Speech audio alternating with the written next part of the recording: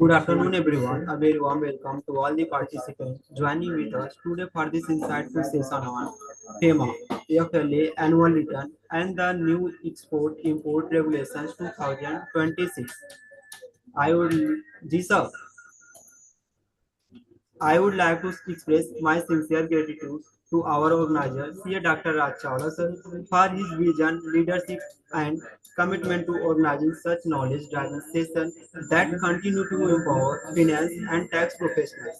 With this, now I request C. Dr. Raj Chawla sir give the welcome address of today's speaker, Advocate Ratnesh Awasthi and today's moderator, Advocate Manoj Sharma.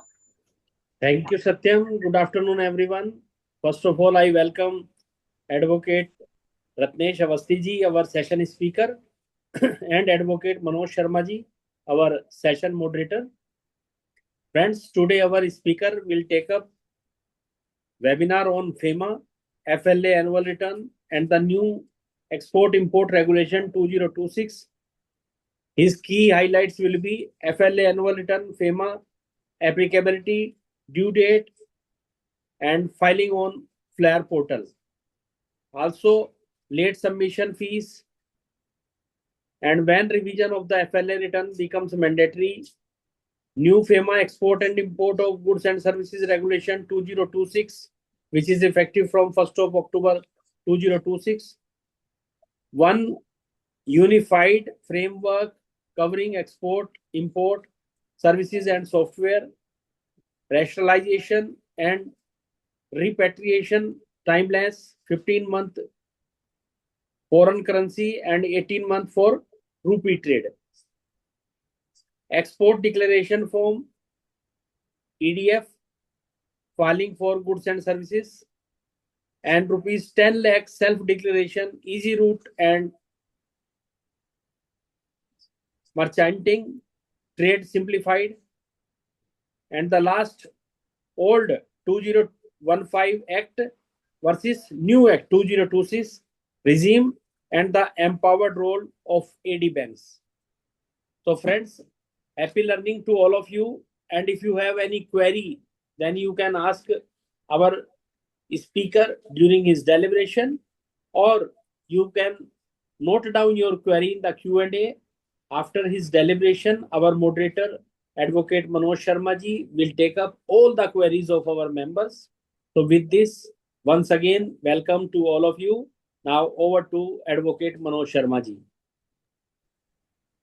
Good evening, everyone. I am Advocate Manoj Sharma, a practicing advocate, and I will be moderating today's session.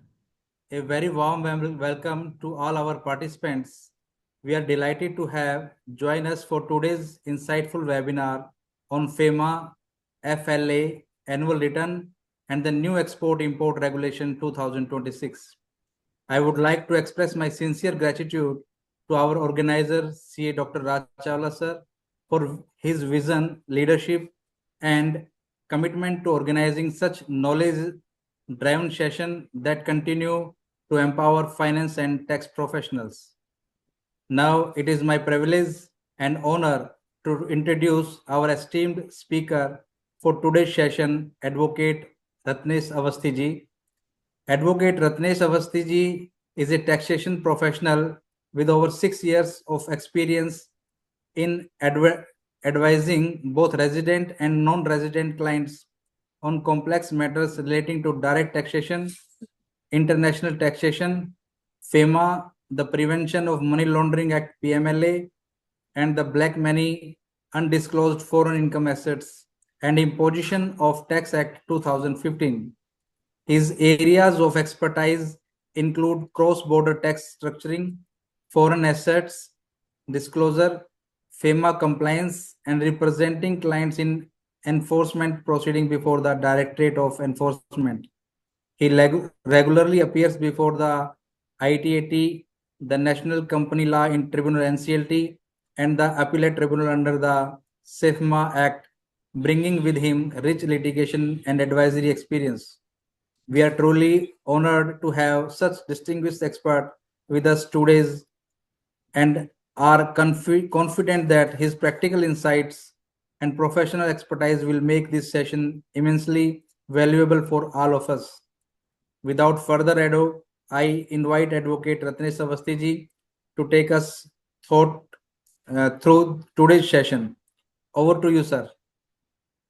Thank you so much, Manoj Sharma ji. This is a very beautiful platform organized and given by CA Dr. Shri Raj Chawla ji. This is all of because of your platform. We have joined all of the persons and we became the audience also. We become the speaker also. It is with your hard work and it is on your platform. Today, I have got privilege to discuss this topic, FLA returns under FEMA, Import-Export Regulations 2026. These are new hot topic and I am not taking so much time because I am very restrictive with 1 hour and 30 minutes. So I want to give whatever I have learned during my practicing area. I will give it to you over this platform.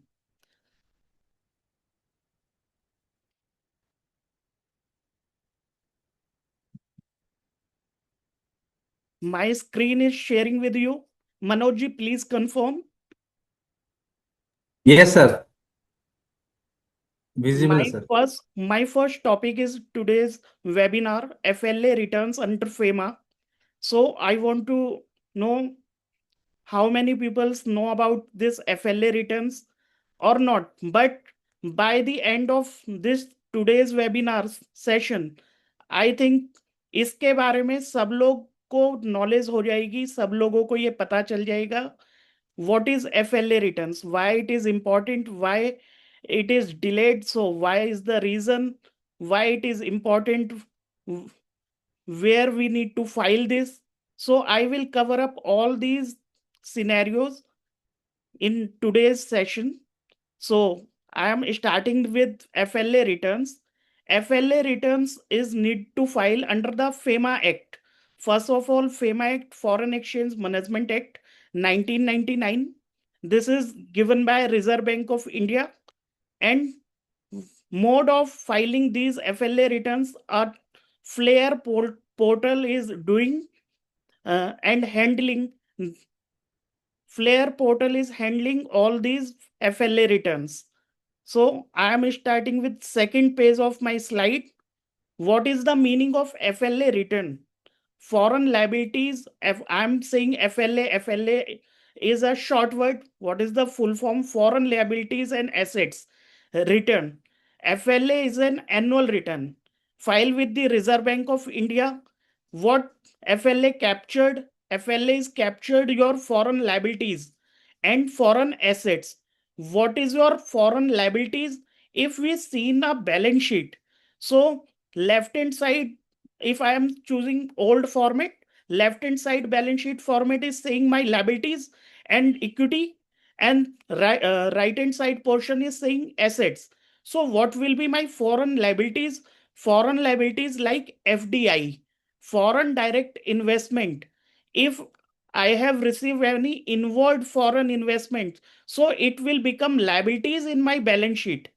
And foreign assets, whatever I have done towards overseas, this is my ODI, my outward investments. My outward investments fall in foreign assets.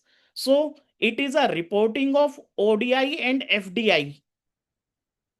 When we need to do this disclosure at the close of the financial year. So what we have learned here, it is an annual return filed every financial year for the period of April to March. When we need to report these transactions, we need to report the transaction as on 31st March. Report the position at your year end. And we need to file these FLA return to whom? We need to file this return to Reserve Bank of India. There is one Department of Statistics and Information Management. In short, we are saying RBI DSIM. DSIM department is using the data Why they are need such data? What is the purpose behind asking FLA returns for all persons or all companies, LLPs? What is the basis behind this? So, what is the purpose? RBI wants to know what, and RBI want to use this data in their census. RBI used this data for census before the India's international investment position and what will be the foreign investment status. ये legal framework. Now I want to come on legal framework. So FLA returns cover with these four directions, four things. What are these are the four pillars behind the FLA returns. What is first is parent statute. This is our parent statute. FEMA. FEMA 1999 is the parent statute. Then notification. Notification becomes mandate the FLA written by entities receiving their FDI or capital contribution. Notification, please you write this notification number, or I will share this PPT after the end of this session. Notification number 20 in bracket R/2017-RB. This is covered from NDI rules. What is the full form of NDI rules? Non-debt instrument rules 2019. Now, third thing is FEMA Overseas Investment Rules and Regulations 2022. This extends the FLA obligation to entities that have made ODI. FDI covered with notification number and ODI covered with rules and regulation 2022 of overseas investment. And then consolidated RBI direction given for prescribing form. What is the form? FLA form, their timeline, what is the portal? So one master direction comes for reporting. Master direction reporting under FEMA 1999. This is mandate to whom? FLA returns are required to file by whom? So in FLA returns की जो compliances हैं वो किसको करनी चाहिए? इसके लिए master directions ने बताया जिन एंटिटीज के पास में फॉरेन इनवर्ड इन्वेस्टमेंट है या फॉरेन आउटवर्ड इन्वेस्टमेंट है, किस साल में, एज ऑन 31 मार्च 2026 और between April to March period. तो एनुअल पीरियड है, पिछले साल में देखना है, including the current year, because जो FLA रिटर्न है ये 2 इयर्स फिगर्स फॉर्मेट पे चलता है.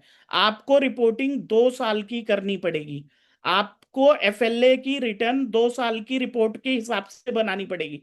आपके पास में पिछले साल में डाटा नहीं था, पिछले साल में आपने कोई ODI नहीं करी थी या आपकी कंपनी में कोई FDI नहीं आई थी, तो आपको ये चेक करना पड़ेगा कि आपका जो पहला first year previous year data है वो फिल नहीं होगा. बाकी जो करंट ईयर का डाटा है वो आपको डिटेल्स देनी होंगी. It is applicable to whom? I am covering applicability. Applicability is on Indian company that has received FDI. So reporting is required here. Second, limited liability partnership firms that has received investment by way of capital contribution. By way of capital contribution, LLP को FLA return file करनी होगी. Indian entity with ODI, वो Indian entities जिन्होंने ODI की transaction करी है पिछले साल में, उनको FLA की रिटर्न फाइल करनी है. Fourth segment is for others. Others containing SEBI registered alternative investment funds, partnership firms, PPP organization with foreign assets and liabilities. So these four kind of entities covered, and FLA applicability is there.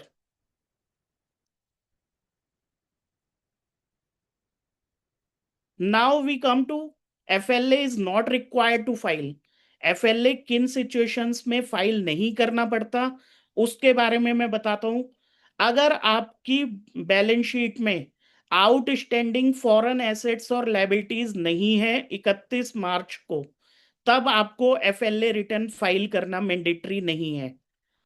Share application आपको मिली थी और वो share application आपके पास में outstanding है, आपने उसकी FDI की अलॉटमेंट नहीं करी, शेयर्स अलॉट नहीं करे, केवल और केवल आपके पास में शेयर एप्लीकेशन मनी आई थी, उस केस में एफएलए रिटर्न फाइल करना मैंडेटरी नहीं है। उसके बाद में फॉरेन इन्वेस्टमेंट आपने अपनी कंपनी में फॉरेन इन्वेस्टमेंट लिए थे, वो डिसइन्वेस्टमेंट हो चुके, डिसइन्वेस्टेड हो चुके, रिपेट्रिएट हो चुके और आपके पास में आज जीरो बैलेंस है, नील बैलेंस है, आपको फॉरेन इन्वेस्टमेंट नहीं देनी, तो आपको ये एफएलए रिटर्न फाइल नहीं करनी होगी। एक चीज का इसमें जो प्रिकॉशनरी कॉजन है वो ये है, एक बार आपके यहां पर एफडीआई आई या ओडीआई आई, आपको ये रिटर्न हर साल फाइल करनी पड़ेगी। कब तक फाइल करनी पड़ेगी? जब आपकी foreign investment fully wound down ना हो जाए। अगर कोई नई ट्रांजैक्शन नहीं है, लेट सपोज मेरी कंपनी में एफडीआई आई थी ईयर 2016 में और आज 2026 में मेरी आउटस्टैंडिंग सेम है, मेरी एफडीआई में ट्रांजैक्शन अमाउंट सेम है, कोई चेंज नहीं है। उसके बाद में 2016 के बाद में मैंने कोई नई ट्रांजैक्शन नहीं करी, लेकिन मेरे को एफएलए की रिटर्न हर साल फाइल करना मैंडेटरी है। मेरे को कोई ये एक्सक्यूज नहीं मिल सकता कि मेरे पास में कोई फ्रेश ट्रांजैक्शन नहीं आई, इसलिए मैंने एफएलए की रिटर्न फाइल नहीं करी। आई होप सो यहां तक किसी को कोई क्लैरिटी की नीड है, मेरे को दोबारा कोई चीज बतानी है, मैं बता सकता हूं, आई एम ओपन।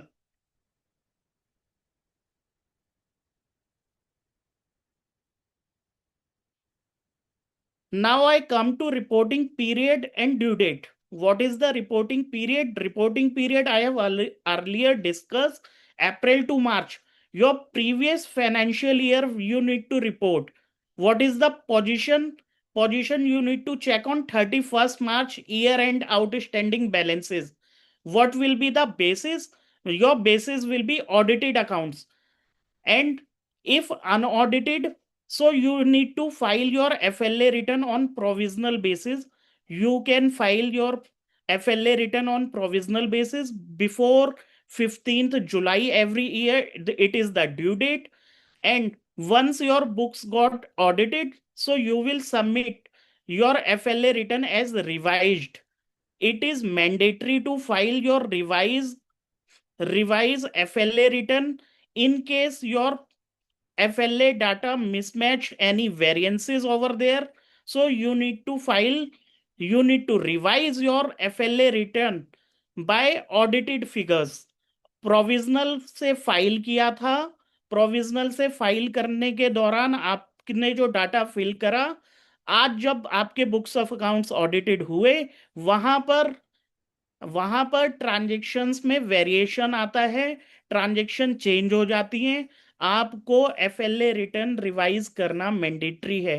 प्रोविजनल के बेस पे फाइल करने के बाद में ऑडिटेड के बेस पे फाइल करना मैंडेटरी है।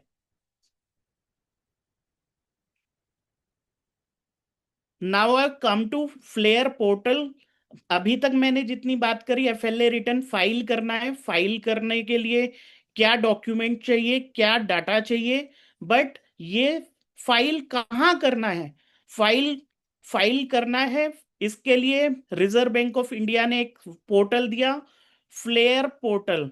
फ्लेयर पोर्टल की वेबसाइट पे आपको जाना है, वहां पर फ्लेयर पोर्टल की वेबसाइट पे जाके आपको एंटिटी रजिस्टर करनी है। एंटिटी रजिस्टर करते समय आपको दो चीजों का ध्यान रखना होता है कि जब हम ये ऑनलाइन रजिस्ट्रेशन करते हैं, वहां पर एक अथॉरिटी लेटर और वेरिफिकेशन लेटर, वो आपको अपनी कंपनी के डायरेक्टर या ऑथराइज पर्सन से साइन करा के उसको यूजर रजिस्ट्रेशन जब आप करते हैं उस समय जमा करना पड़ता है। ये अथॉरिटी लेटर और वेरिफिकेशन लेटर का एक फॉर्मेट फ्लेयर पोर्टल पे अवेलेबल होता है। उस पोर्टल से आप ये अथॉरिटी लेटर और वेरिफिकेशन लेटर डाउनलोड करेंगे। डाउनलोड करके उसे फिल करेंगे अपनी कंपनी के क्रेडेंशियल्स, अपनी कंपनी की डिटेल्स के साथ में। फिर आप इसको सबमिट करेंगे।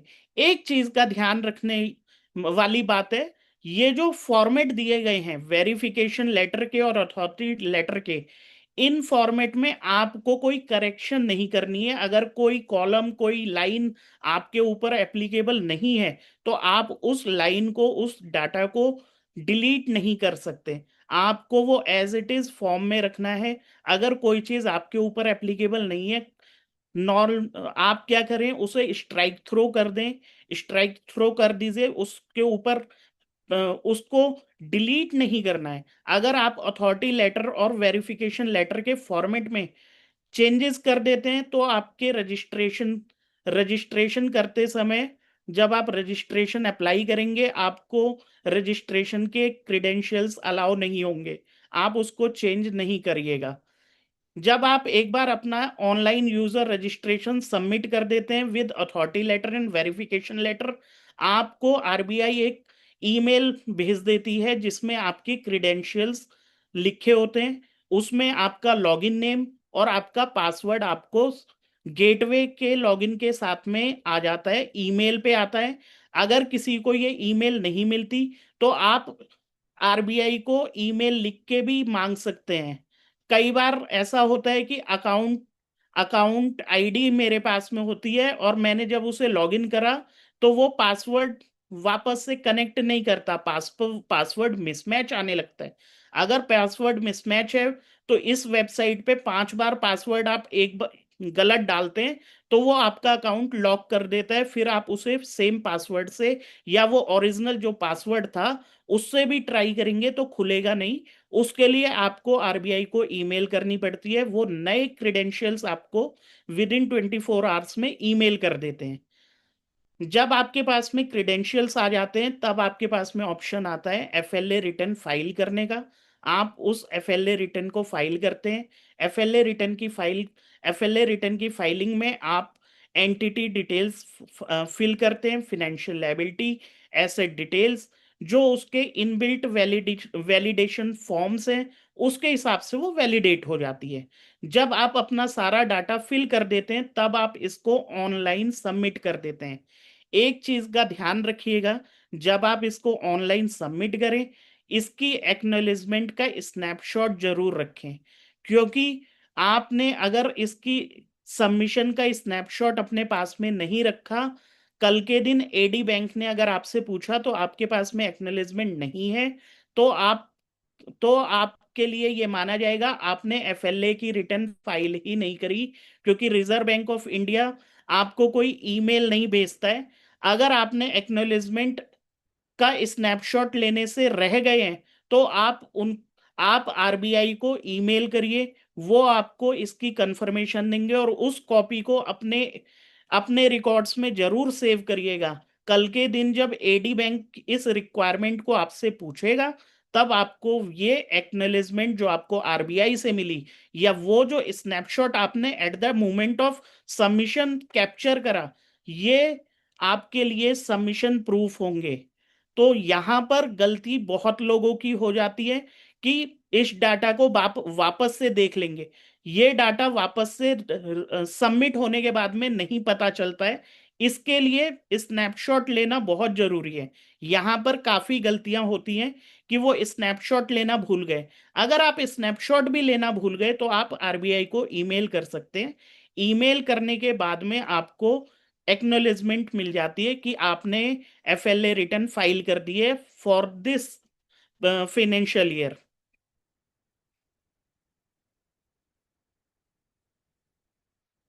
जो इंफॉर्मेशन एफएलए रिटर्न्स में फाइल करनी है वो फॉरेन लायबिलिटीज फॉरेन एसेट्स के फॉर्मेट में है।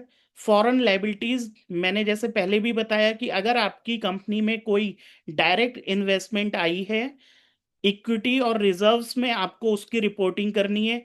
अगर किसी ने पोर्टफोलियो इन्वेस्टमेंट करी है, नॉन रेजिडेंट ने, non resident plus non resident individual और OCI holder, overseas citizen of India, OCI card holder ने अगर कोई पोर्टफोलियो इन्वेस्टमेंट करी है on a repatriation basis, then आपको रिपोर्टिंग फॉरेन लायबिलिटीज में दिखानी है। Other capital means trade credits, loans, deposit from non residents. So you need to report these information in your FLA written in this schedule. Foreign liabilities inward side. Now come to foreign assets outward side. What is outward? Direct investment abroad, ODI. I have done investment abroad in ODI in the form of equity and debt. So it's called ODI, overseas direct investment. Overseas direct investment के case में मैंने, मेरी balance sheet में ये part दिखता है asset side में। मेरे को रिपोर्टिंग भी, जब मैं इसकी एफएलए में रिपोर्टिंग करूं तो मैं इसको एफएलए के फॉरेन एसेट्स आउटवर्ड में ही शो करूं। इसमें क्या है, सेकंड पॉइंट है पोर्टफोलियो इन्वेस्टमेंट हेल्ड ओवरसीज। अगर मैंने, मेरी कोई इन्वेस्टमेंट पोर्टफोलियो इन्वेस्टमेंट है और वो इन्वेस्टमेंट मैंने बाहर करी हुई है, तो आप उसको फॉरेन एसेट्स आउटवर्ड के कॉलम में दिखाएं।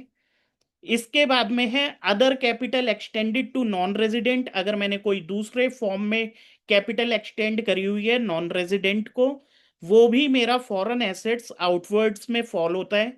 इसके साथ में मेरे को एंटिटी आइडेंटिफिकेशन डॉक्यूमेंट्स भी अपने साथ में रखने हैं एफएलए रिटर्न फाइल करते हुए। आइडेंटिटी आइडेंटिफिकेशंस में they needed my CIN number and they needed my PAN number. So we need to fill these details very minutely. We do not do any mistakes because revision is an option. But once we file up original return, so we are not doing any such mistakes like entity identification. We need to keep financial details. What is the paid up capital, reserves, net worth, sales and purchases with non-resident, transactions with non-resident, profit and total assets. We need to keep all these details handy so that FLA return can be filed easily. Now I come to my practical tips and common errors what we are doing, and we have seen many kind of errors comes. So my tips are there. File your FLA return even you do not have any fresh transactions. If you have taken any ODI in year 2016, so you need to file your nil FLA return, because your foreign investment remains outstanding as long as. So file your nil FLA return in case of nil fresh transactions. Now second thing, prefer audited figures. I know 15th July provisional data is available with every company, but try to file FLA return with audited figures. Those companies, they have taken ODI and FDI. They want to complete their books of accounts before this 15th July. Before 15th July, if you have audited figures, it is not necessary both books of accounts has been audited and get it signed, but figures has been freezed. Figures freezed हैं, वो audited figures में same जाने वाले हैं। आप balance sheet PNL account अभी sign नहीं हुआ है, नो प्रॉब्लम, लेकिन वो फिगर्स फ्रीज है, तो आप उन्हीं फिगर्स के बेसिस पे 15 जुलाई को अपनी एफएलए की रिटर्न फाइल कर सकते हैं। अगर इस फिगर्स में चेंजेस आते हैं, ये फिगर्स में चेंजेस आते हैं, तो आरबीआई के पास में आपको अप्रूवल लेनी होती है। आपको ये बताना होता है कि इस प्रोविजनल में और इस ऑडिटेड में कितना वेरिएंस है। वो वेरिएंस आप जैसे ही ईमेल पे लिख के भेजेंगे उनको, तो वो आपको परमिशन दे देते हैं कि आरबीआई अप्रूवल आ जाती है। आप इसको रिवाइज कर सकते हैं विद योर ऑडिटेड फिगर्स। इसके साथ में एक इसके साथ में है 1 रिटर्न पर एंटिटी। इसको एक्सप्लेन करते हैं। मैंने ओडीआई करी 2 कंट्रीज में, दो इन्वेस्टर थे अलग अलग। तो मेरे को एफएलए रिटर्न एक फाइल करनी है या 2 फाइल करनी है? तो इसका जवाब है एक ही रिटर्न एक एंटिटी करेगी। इन्वेस्टर बेसिस डिसाइड नहीं होता, ये होता है एंटिटी बेसिस। मेरे को इंडिया में देखना होता है कि मैं एक एंटिटी हूं, मेरे मल्टीपल इन्वेस्टर्स हैं, तो मैं कंसोलिडेट करूंगा सभी नॉन रेजिडेंट्स की होल्डिंग को कंसोलिडेट करूंगा और एक ही रिटर्न फाइल करूंगा। Keep master details current. Keep master details, यही सेम फैक्ट कि सिन और पेन कॉन्टेक्ट ऑथराइज पर्सन की डिटेल्स जो फ्लेयर में फिल होती है, वो डिटेल्स जो है आपकी अपडेटेड होनी चाहिए, उसमें कोई चेंजेस नहीं होने। अगर कोई पुरानी डिटेल है तो आप पुरानी डिटेल यूज ना करें, नई डिटेल यूज करें। जो आप वेरिफिकेशन लेटर, अथॉरिटी लेटर में कॉन्टेक्ट डिटेल्स ऑथराइज पर्सन का नाम डालते हैं, वही डिटेल्स आपको कहते हैं एफएलए रिटर्न में मेंशन करनी है, वो चेंज ना हो। जिस समय लॉगिन क्रेडेंशियल बनाते समय अथॉरिटी लेटर और वेरिफिकेशन लेटर दिया था, अगर वो डिटेल चेंज होती है तो आपके पास में अपडेटेड डिटेल्स अवेलेबल होनी चाहिए। Report on the prescribed valuation, अगर आपके साथ में ये फेस वैल्यू की ट्रांजेक्शन्स हैं, आप इसको मार्केट वैल्यू या फिर ओएफबीवी वैल्यूज पे वैल्यू जरूर करवाइए। ये फेस वैल्यू ट्रांजेक्शन्स नहीं रखी जाएंगी। इसके बाद में जो 6 पॉइंट है, ये मेन इंपॉर्टेंट पॉइंट है। एफएलए रिटर्न फाइल कर दी गई लेकिन उसकी एक्नॉलेजमेंट रिटेन नहीं कर पाए, तो उसको रिट्रीव करने का ऑप्शन है। आप ईमेल कर सकते हैं रिजर्व बैंक ऑफ इंडिया को। आप जब ईमेल करेंगे आपको एक्नॉलेजमेंट की कॉपी आपके ईमेल पे आएगी कि आपने इस साल की एफएलए रिटर्न फाइल कर दी है, और उसको आप अपने रिकॉर्ड्स में जरूर रखिए। स्नैपशॉट लेना ना भूलिए, क्योंकि स्नैपशॉट नहीं लेंगे तो आरबीआई भी कुछ समय लगाता है वो कंफर्मेशन ईमेल भेजने में। Now I come to what are the consequences of non filing. अगर मैंने एफएलए रिटर्न समय से फाइल नहीं करी, 15 जुलाई को फाइल नहीं करी, तो मेरे ऊपर क्या कॉन्ट्रावेंशन है, क्या कॉन्सिक्वेंसेज हैं? सो नॉन फाइलिंग और delayed filing, non-filing or delayed filing of the FLA return, both are things are contravention of FEMA 1999. Penalty will be imposed under Section 13 of FEMA 1999. Compounding is allowed. Compounding is allowed under Section 15. Contravention may be compounded with the RBI on payment of the compounding amount. Remittance may be held up. AD banks are advised to ensure the FLA due is filed before processing further remittance for the entity. Third point is most important. अगर किसी company में FDI की transaction थी या ODI की transaction थी और उसने किसी भी ईयर की एफएलए रिटर्न फाइल नहीं करी या वो फाइल करना भूल गए, उस केस में अगली रेमिटेंस करने से पहले एडी बैंक आपको एडवाइस करेगा कि आपकी एफएलए रिटर्न ड्यू है, पहले आप एफएलए रिटर्न फाइल करिए, उसके बाद में आप अपनी रेमिटेंस कर सकते हैं। इट मींस आपका बिजनेस कहीं ना कहीं हिट करेगा रेमिटेंस के आने या फिर रेमिटेंस के बाहर जाने से। तो इस एफएलए रिटर्न्स का जो रोल है वो केवल पेनल्टी और कंपाउंडिंग और एलएसएफ पेमेंट तक नहीं है, वो है एडी बैंक आपकी रेमिटेंसेस बाहर नहीं भेजेगी और जो रेमिटेंसेस आएंगी उसको बैंक होल्ड पे डाल देगी। और कोई भी पैसा आपका बाहर से आएगा उसको 3 दिन 7 दिन तक होल्ड पे रखा जा सकता है, उसके बाद में एडी बैंक उसको रिवर्स करवा देती है। तो इस चीज में जो इंपॉर्टेंट पार्ट है वो ये है, थर्ड पॉइंट, रेमिटेंस में be held up. it will impact on your business, it will impact directly on your business. So it is important to know that एफएलए, कोई भी एफएलए की रिटर्न अगर आपकी पेंडिंग है वो फाइल हो जानी चाहिए। अगर वो डिलेड फाइल है तो आप उसमें कोई फीस लगती होगी, उस फीस को जमा करें। उस अगर कोई फीस लगती है तो उसका क्या नाम है वो अगर आप बताएं तो रिजर्व बैंक ऑफ इंडिया के मास्टर डायरेक्शंस में लिखा उन्होंने, आप लेट सबमिशन फीस भी पे करके अपनी एफएलए रिटर्न्स अप टू डेट करा सकते हैं। Now I come to late submission fees. We are saying late submission fees LSF. LSF is rupees 7,500, 7,500 per return per FLA return per year basis. I need to make payment for FLA in case of delayed or in case of no filing. We need to take RBI approval first, then we need to make payment of FLA, payment of LSF.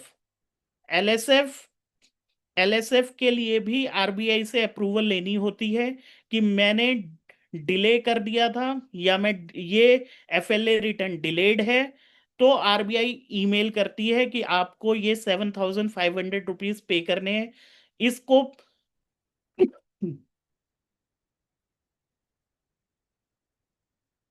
एलएसएफ की जो payment का method है वो flare website पे ही available है। आप flare website पे जाके इसकी पेमेंट कर सकते हैं। आरबीआई आपको इंस्ट्रक्शंस दे देता है कि आपका जो डिले था वो हमने रेगुलराइज कर दिया, आप ये एलएसएफ को पे करिए। और अगर आप एलएसएफ पे नहीं करते तो फिर आप कंपाउंडिंग में जाइए, आप अपने ऑफेंस की कंपाउंडिंग भी करा सकते हैं। और एक जो इम्पोर्टेंट पार्ट है, अगर आपकी कोई एफएलए रिटर्न्स पेंडिंग है तो आप 3 साल तक की एफएलए रिटर्न एलएसएफ की विंडो में जमा कर सकते हैं बाय पेइंग ऑफ एलएसएफ रुपीज 7,500 पर एफएलए रिटर्न पर ईयर बेसिस। सो पिछले 3 सालों की एफएलए रिटर्न एलएसएफ के द्वारा सेटल हो सकती है। और अगर इससे पहले भी कोई पेंडिंग है तो आप उसको कंपाउंडिंग रूट में लेके जाइएगा, आप उसको एलएसएफ रूट में नहीं लेके आ सकते। एलएसएफ रूट में बाउंडेशन है, आप उसको 3 ईयर की विंडो में ही सेटल कर सकते हैं। और जो एलएसएफ चार्ज होती है वो पर रिटर्न बेसिस चार्ज होती है। और जिस दिन आरबीआई ने आपको इंस्ट्रक्शंस दी या एडवाइस भेजा कि आपको ये पे करना है तो आपको विद इन 30 डेज ये एलएसएफ पे करनी होती है। अगर आपका ये समय निकल गया तो आपके पास में रूट अवेलेबल होता है कंपाउंडिंग। आरबीआई आपको ये ऑफर दोबारा नहीं देती कि आप 30 दिन के बाद में इसको जमा करें। और जो बहुत इंपॉर्टेंट एस्पेक्ट है, जो चेंजेस है, वो ये है कि अगर ऑडिटेड फाइनेंशियल्स और प्रोविजनल फिगर्स में डिफरेंस है तब आपको एफएलए रिटर्न का रिवीजन करना मैंडेटरी है, आपको आरबीआई अप्रूवल लेना होता है। आप रिवाइज एफएलए रिटर्न जो आपकी फाइल होगी वो ऑडिटेड अकाउंट्स के साथ में होगी। रिवाइज रिटर्न कंपलसरी है, नॉट ऑप्शनल। रिवाइज रिटर्न अगर आपके ऑडिटेड फाइनेंशियल्स मैच नहीं करते प्रोविजनल फिगर्स के साथ में, जिस समय आपने प्रोविजनल फिगर्स के बेसिस पे ओरिजिनल एफएलए रिटर्न फाइल करी थी, आपको ऑडिटेड फाइनेंशियल्स में अगर चेंजेस आ गए हैं, आप रिवाइज एफएलए रिटर्न फाइल करेंगे और उसमें ऑडिटेड अकाउंट्स की फिगर्स को फिल करेंगे। Filing the revise return is compulsorily, not optional. इस चीज में बहुत सारी गलतियां देखी जाती हैं कि प्रोविजनल फिगर्स कुछ और थे, ऑडिटेड फाइनेंशियल्स में डिफरेंस आ गया, लेकिन एलएसएफ का रिवीजन नहीं किया। एलएसएफ का रिवीजन कंपलसरी है। This is very important aspect of this session और दिस एलएसएफ और एफएलए का जो इंपॉर्टेंट एरिया है वो ये है। अभी तक जो मैंने एफएलए की बात करी वो एफएलए की बात थी reporting before the Reserve Bank of India. Now FLA के साथ में आईएफएससी गिफ्ट सिटी एंटिटीज भी हैं जिनके ऊपर एफएलए की एप्लीकेबिलिटी है। जो हमने फोर्थ क्लॉज देखा था, फोर्थ लाइन देखी थी, SEBI registered AIFs partnership firms, triple P with foreign entity and assets. उसी के साथ में एक ये टर्म भी है, आईएफएससी गिफ्ट सिटी की जो एंटिटीज हैं उनको भी एफएलए रिटर्न फाइल करना मैंडेटरी है, लेकिन एक छोटा सा चेंज है, वो रिपोर्टिंग करते हैं आईएफएससीए के पास में, ना कि रिजर्व बैंक ऑफ इंडिया के पास में। एफएलए की जो रिपोर्टिंग होती है वो रिपोर्टिंग जाती है आईएफसीए के पास में, ना कि रिजर्व बैंक ऑफ इंडिया के पास। IFSCA is a regulated entity. If it holds foreign investment inward or outward, it files the FLA return as per the IFSCA instructions, not with RBI. It is very clear to all. Now, foreign parent subsidiary in IFSC. So, investment is classified as inward FDI for balance of payment statistics. The subsidiary files FLA per IFSCA instructions, not with RBI. अगर किसी foreign parent की subsidiary IFSC में है, आप जो IFSC India में है उसको एफएलए की रिटर्न फाइल करनी पड़ेगी। ये एप्लीकेबिलिटी सब्सिडरी के ऊपर आएगी। सब्सिडरी को एफएलए रिटर्न फाइल करना है, वो एफएलए रिटर्न आईएफएससीए को फाइल होगा, रिजर्व बैंक ऑफ इंडिया के पास में फाइल नहीं होगा। तो फ्लेयर पोर्टल गलत ना फिल कर दिया जाए। फ्लेयर पोर्टल जो रिजर्व बैंक ऑफ इंडिया में रिपोर्टिंग कर रहे हैं वो उसके लिए है। इसके साथ में जो आईएफएससी एंटिटीज हैं उनका रिपोर्टिंग फ्रेमवर्क डिफरेंट है। वो रिपोर्टिंग फ्रेमवर्क वो नहीं है जो एफएलए रिटर्न्स का है।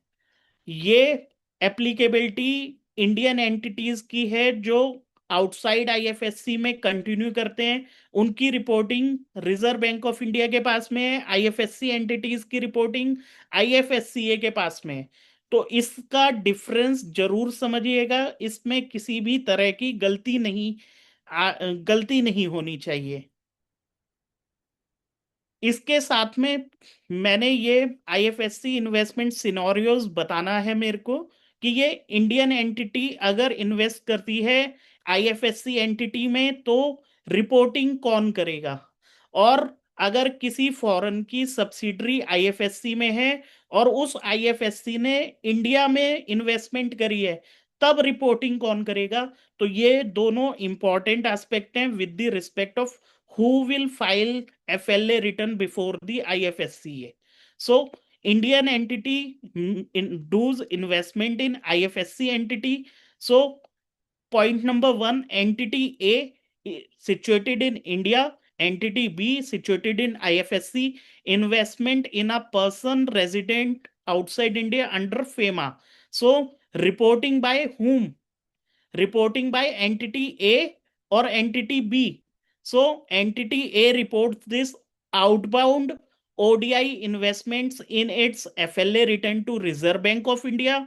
Entity B does not file FLA with RBI, but it follows IFSCA instructions. Entity B follows IFSCA instruction, will not file FLA with Reserve Bank of India. Now comes to second part, foreign subsidiary situated in IFSC invested in India. So entity X situated in foreign, entity Y situated in IFSC, and this is inward FDI. Y reports this inward FDI as per IFSCA norms before the IFSCA, not to the RBI. Entity Y make investment in entity Z, so it calls foreign investment for Indian entity. It is very clear, entity Y जो IFSC में situated है और उसने entity Z जो India में situated है उसमें foreign investment करी है, तो उसमें जो इन्वेस्टमेंट करी है उसको फॉरेन इन्वेस्टमेंट माना जाएगा। एंटिटी जेड जो है, जो इंडियन एंटिटी है, वो एफएलए रिटर्न फाइल करेगी आरबीआई को कि उसके पास में इन्वेस्टमेंट रिसीव्ड हुई है एंटिटी वाई से। तो इसमें मैंने जो ये एक मिक्सचर दिया, ये बताने के लिए किसकी रिपोर्टिंग आईएफएससीए को है, किसकी reporting? Reserve Bank of India को है। तो इसमें एक थंब रूल जो मेरे को समझ में आता है, जो मैंने इसमें बताया, पर्सन रेजिडेंट इन इंडिया, अगर वो आउटसाइड आईएफएससी है, वो एफएलए रिपोर्ट करेगा रिजर्व बैंक ऑफ इंडिया को, और जो आईएफएससी एंटिटी है वो रिपोर्ट करेगी आईएफएससीए फ्रेमवर्क में। और वो दोनों ही लोग ये बताएंगे कि उनकी इनवर्ड और उनकी आउटवर्ड पोजीशंस क्या हैं। एफएलए रिटर्न्स में एक और, जब हम एफएलए की रिटर्न्स फिल करते हैं तो वहां पर एक टर्म आती है अनरिलेटेड पार्टीज। ये थोड़ा प्रैक्टिकल है, जो लोग एफएलए की रिटर्न्स फिल कर रहे हैं उनके साथ में इस तरह की प्रॉब्लम आती है। वो यहाँ पर कठिनाइयां महसूस करते हैं कि अदर इन्वेस्टमेंट अनरिलेटेड पार्टीज की अगर हैं तो उसको कहाँ फिल करना है, वो लायबिलिटीज है, एसेट्स हैं, उसको कैसे ट्रीट करा जाए। तो अगर कोई इन्वेस्टमेंट अनरिलेटेड पार्टीज की है तो उसके लिए लायबिलिटीज, अगर वो लायबिलिटी ट्रीटमेंट है तो आपको वो सेक्शन 3 आइटम 4 में फिल करना है। वहां पर क्या चीजें फिल करी जाती हैं? All outstanding financial liabilities to your foreign unrelated parties, trade credits, loans, currency and deposits, other receivable and payable accounts. You need to exclude your domestic liabilities. Domestic liabilities, you have recorded these domestic liabilities in foreign currency manner. It doesn't mean these are your foreign liabilities. It will remain as your domestic liabilities. Most of the time companies recorded their transaction in foreign currency manner, foreign currency, but वो क्या है? अगर वो other investment unrelated parties की भी है और वो फॉरेन में रिकॉर्ड कर, वो फॉरेन की पार्टीज है, अनरिलेटेड है, then you need to report. अगर वो इंडिया में आपने फॉरेन करेंसी में डिनोमिनेट कर रखी है तो वो डोमेस्टिक लायबिलिटीज है। तो इसमें गलती ना हो, एक्सक्लूड करिए डोमेस्टिक लायबिलिटीज को और फॉरेन लायबिलिटीज को। सेम मैनर में एसेट्स को भी रिपोर्ट किया जाता है। एसेट्स की जो रिपोर्टिंग है वो सेक्शन 4 आइटम 4 में है। आप उसको इसी फॉर्मेट में फॉलो कर सकते हैं। जो आपके फाइनेंशियल क्लेम्स हैं फॉरेन अनरिलेटेड पार्टीज के, वो आप सेक्शन 4 आइटम 4 में फिल करते हैं। सेम हेड होते हैं, trade credit, loans, currency and deposits, other accounts. Domestic assets को आपको एक्सक्लूड करना है, इनको आपको रिपोर्ट नहीं करना है एफएलए रिटर्न्स के अंदर। एफएलए रिटर्न्स के जैसे ही हमारे पास में और भी फेमा में रिटर्न्स होती हैं, FC GPR, FC TRS, APR, FLA. CA doctor Raj Chawla ji से अनुरोध है, कभी मुझे मौका दिया जाए तो मैं इन टॉपिक्स के ऊपर भी बताऊं कि ये एफसी जीपीआर फाइलिंग क्या है, एफसी टीआरएस कब फाइल करना होता है, एपीआर, इसको भी डिटेल में करेंगे। लेकिन जैसे एफएलए रिटर्न्स फाइल होती हैं वैसे ही ये 3 फेमा की रिटर्न्स है, ये भी बहुत इंपॉर्टेंट है। एफसी जीपीआर की जो रिपोर्टिंग होती है वो जब हम इक्विटी इंस्ट्रूमेंट्स इशू करते हैं नॉन रेजिडेंट को, किसी को इक्विटी शेयर्स इशू करे, तब हमको एफसीजीपीआर फाइल करना होता है। अगर वो equity instrument resident to non resident transfer होते हैं तब हमको एफसीटीआरएस फाइल करना होता है। एपीआर, एनुअल परफॉर्मेंस रिपोर्ट, हमारे को ओडीआई इन ओवरसीज इन्वेस्टमेंट के केस में फाइल करनी होती है बाय 31 दिसंबर। एफएलए रिटर्न्स आपको बताया बाय 15 जुलाई आप फाइल कर सकते हैं। अगर आप डिले कर गए हैं तो आप एलएसएफ जमा करिए, एलएसएफ जमा करके आप 15 जुलाई के बाद भी इसको फाइल कर सकते हैं। एलएसएफ का जो अमाउंट है वो 7,500 रुपीज है। ऑनलाइन पोर्टल पे आप जाके इसको जमा कर सकते हैं, आरबीआई इसका अप्रूवल दे देता है। ये जो ऊपर की एफसीजीपीआर, एफसीटीआरएस रिटर्न है, इनका टाइप है इवेंट। आपके पास में अगर during the year 12 equity instruments हैं नॉन रेजिडेंट को, तो आपको हर बार एफसीजीपीआर और एफसीटीआरएस फाइल करना होता है। जबकि एपीआर और एफएलए रिटर्न से एनुअल बेसिस होती है, मल्टीपल ऑफ इन्वेस्टर्स हैं, मल्टीपल ऑफ ओडीआई हैं, आपको रिपोर्टिंग ये एनुअल करनी होती है, एक ही बार करनी होती है, आपको ये इवेंट बेस्ड नहीं करनी होती। एफएलए रिटर्न्स में जो मेरा सब्जेक्ट था वो यहाँ तक कंप्लीट होता है। अगर किसी का कोई क्वेश्चन है सो आई वेलकम। अवस्थी जी कुछ क्वेश्चंस हैं, एक दो कर लेंगे अभी साथ हाँ साथ। जी सर, पूछ लीजिए सर। सर एक तो है, एफएलए रिटर्न में कुछ डाटा से मेरे इन्वेस्टर की डिटेल्स रिवील हो जाएंगी क्या? आरबीआई इसको पब्लिश करेगा? एक सर क्वेश्चन तो इस ये तरह का क्वेश्चन आता है मन में, बहुत सारी पार्टीज का ये सवाल आता है कि आज के समय में डाटा ही बहुत कुछ है, क्या मेरे इन्वेस्टर की डिटेल रिवील तो नहीं हो जाएगी, आरबीआई ये डाटा कहीं पब्लिश तो नहीं करता। सर इसका आंसर है, आरबीआई आपसे कंसोलिडेट एग्रीगेट्स लेता है, नंबर्स लेता है, आपसे वो इन्वेस्टर की डिटेल्स नहीं पूछता सर। तो आप निश्चिंत रहिए, रिजर्व बैंक ऑफ इंडिया जो डाटा स्टैटिक्स पर्पजेस से लेता है वो डाटा फिगर्स में होता है, इन्वेस्टर की डिटेल्स कहीं भी रिवील नहीं होती सर। एक क्वेश्चन है सर, क्या एफएलए रिटर्न के साथ बैलेंस शीट या पीएनएल अटैच करना पड़ेगा? नहीं सर, आपको बैलेंस शीट पीएनएल अकाउंट नहीं देना होता, केवल आपको अपनी ये जो एफएलए रिटर्न्स में डाटा फिल करना होता है, किसी भी तरह की कोई अटैचमेंट फाइल नहीं करनी होती सर। एक है सर क्वेश्चन, मैंने एक एनआरआई को नॉन रिपार्टीशन बेसिस पर शेयर्स इशू किए, क्या इसे एफएलए फाइल करना पड़ेगा? सर नॉन रिपेट्रिएशन बेसिस पे अगर आप किसी को किसी से इन्वेस्टमेंट आपने करा है, नॉन रिपेट्रिएशन बेसिस पे सर क्या होता है कि आप ये जो नॉन रेजिडेंट है ना, ये पैसा इंडिया में ही यूज कर सकता है। तो नॉन रिपेट्रिएशन के केस में एफएलए रिटर्न फाइल नहीं की जाती है सर, क्योंकि इसको ओडीआई ट्रांजैक्शन नहीं मानते सर। अगर कोई भी व्यक्ति इन्वेस्टमेंट लाता है नॉन रिपेट्रिएबल बेसिस पे, तब वो ट्रांजैक्शन ओडीआई नहीं कहलाती। और सर एफएलए में जो ट्रांजैक्शन रिपोर्ट होती है वो एफडीआई ओडीआई ट्रांजैक्शन रिपोर्ट होती है।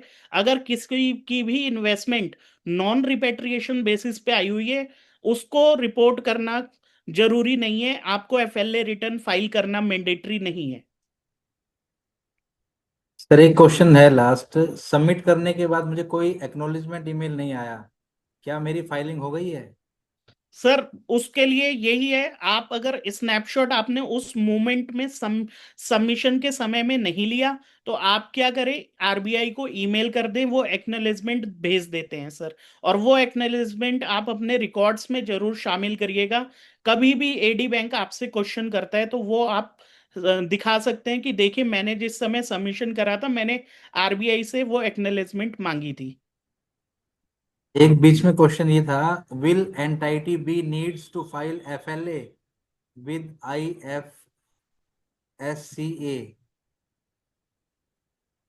ये शायद कोई बीच में कुछ आप बता रहे थे, उसके बीच में कोई क्वेश्चन आया था सर। सर एक बार दोबारा बता देंगे, सॉरी सर मैं सुन नहीं पाया।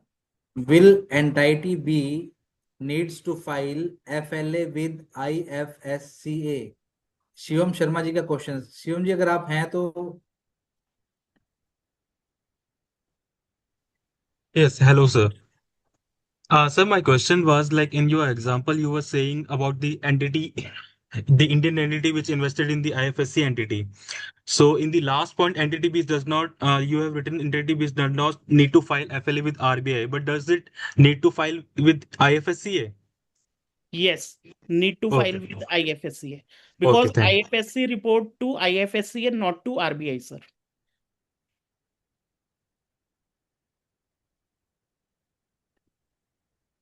ठीक है सर, कंटिन्यू कीजिए, बाकी तो कोई क्वेश्चन अभी नहीं है इसमें। Yes, sir.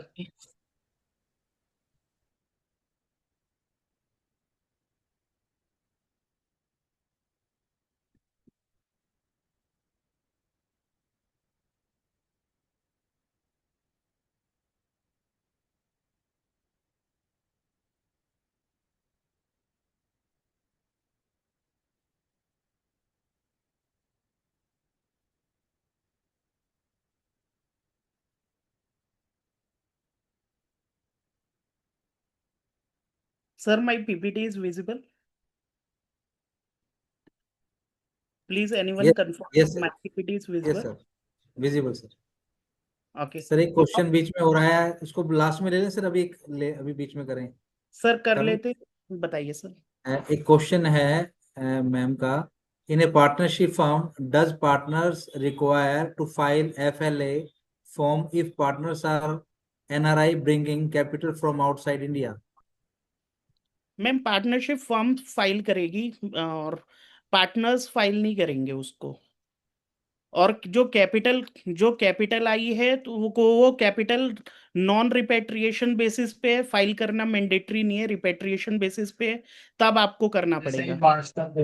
And so, what if like NRI is bringing capital from their NRO accounts? 57781 Just in form continuation to this question, yeah. अब ये इतना क्यों पड़ा है? So in that case, also like FLA needs to file. Sir इसको park कर लेते हैं, ठीक है, इसको मैं आंसर Sure. कर दूंगा sir. Sure. Okay. Now coming to second topic, FEMA Export and Import of Goods and Services Regulations 2026। अभी जो रेगुलेशंस थी 2015 तक 2015 की रेगुलेशंस फॉलो की जा रही थी regarding export and import transactions के लिए। अभी उन सबको एक कंसोलिडेट कर दिया गया है, एक रूल बुक बना दी गई। उस रूल बुक का इन्होंने नाम रखा FEMA export and import of goods and services regulations 2026।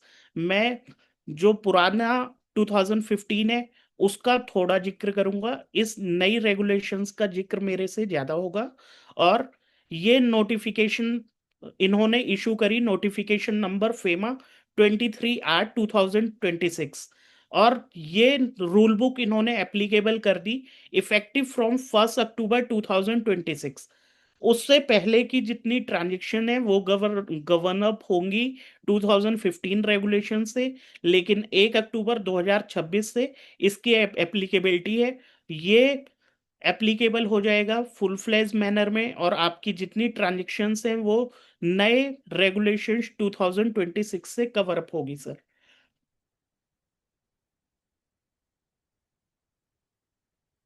This new regulations, it is the RBI rule book that decide how money must legally flow in and flow out of India whenever you export or import of goods, services or software। Sir पहले की जो regulations थी वहां पर export import का जिक्र था, लेकिन सर्विसेज के लिए आपको दूसरे दूसरे क्लॉजेस को, दूसरे रेगुलेशंस को फॉलो करना पड़ता था। और सॉफ्टवेयर वाले फॉर्म्स पे भी क्लैरिफिकेशन इतनी क्लियर नहीं होती थी, वो कभी मास्टर डायरेक्शंस फॉलो करते थे, कभी नोटिफिकेशन से चीजें देखनी होती थी। अब इन्होंने उसको यूनिफाइड रूल बुक में कन्वर्ट करा और इन्होंने जो 4 चीजें हैं उनको एक ही फ्रेमवर्क में लेके आए। तो ये जो एक्सपोर्ट इंपोर्ट रेगुलेशंस हैं 2026, ये एक फ्रेमवर्क में आपको चारों पिलर से कवर अप करके दिया गया, जिसमें export transaction, import transactions, services की ट्रांजेक्शंस हैं, सॉफ्टवेयर की ट्रांजेक्शंस हैं, इसको कवर अप करा है। और ये 2026 की जितनी भी ट्रांजेक्शन्स हैं ये फेमा के पेरेंट स्टैट्यूट से ही चलेगी।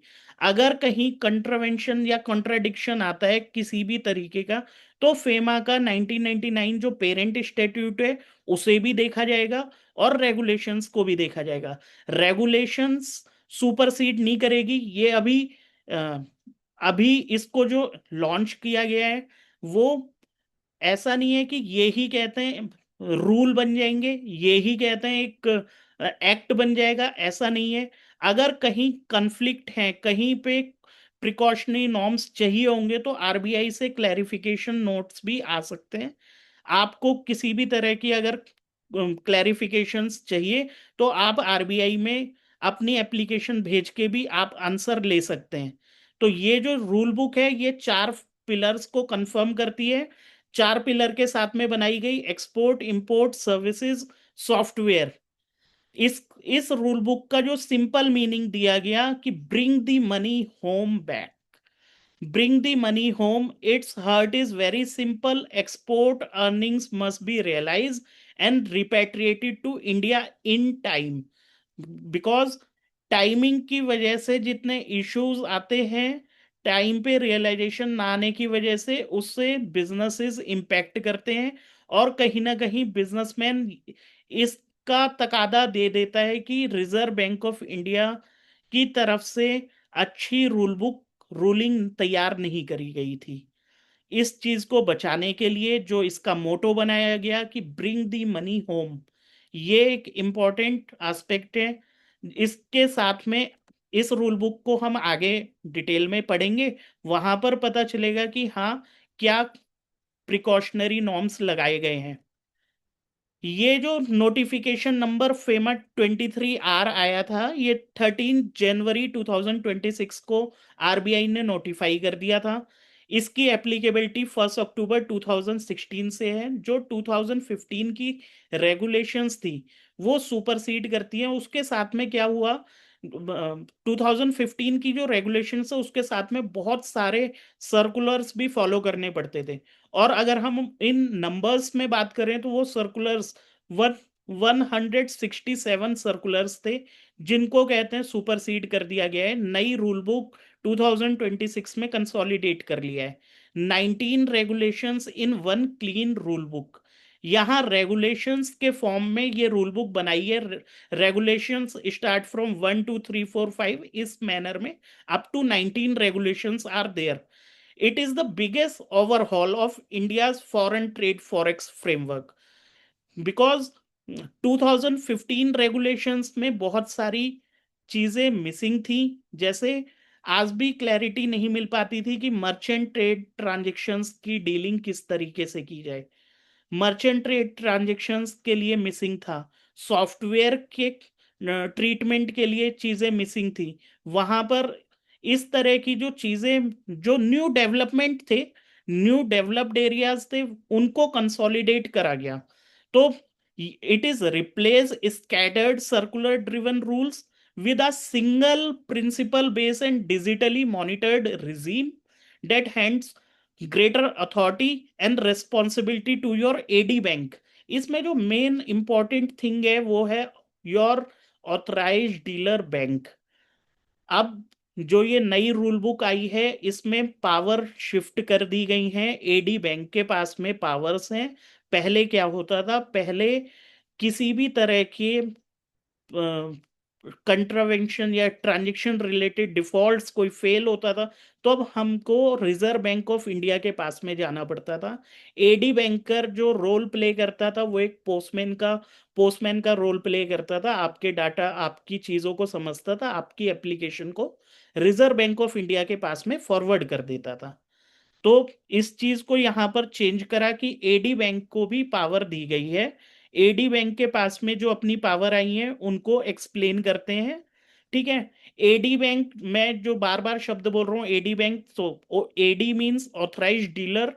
ऑथराइज्ड डीलर वो बैंक जो रिजर्व बैंक ऑफ इंडिया से लाइसेंस्ड है, जो आपके फॉरेन एक्सचेंज को हैंडल करता है, और यही आपका फर्स्ट पॉइंट ऑफ कांटेक्ट बनता है इंपोर्ट एक्सपोर्ट के केस में।